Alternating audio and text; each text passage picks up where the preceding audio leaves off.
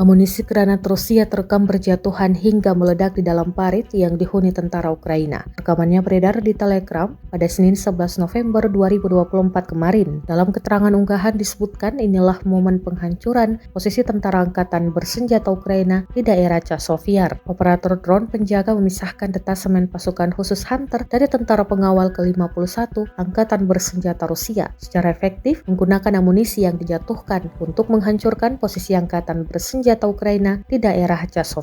Serangan presisi tidak memberikan peluang bagi musuh untuk berhasil bertahan sehingga mendukung unit penyerang angkatan bersenjata Rusia dan upaya mereka untuk membersihkan posisi-posisi penting, klaim militer Moskow.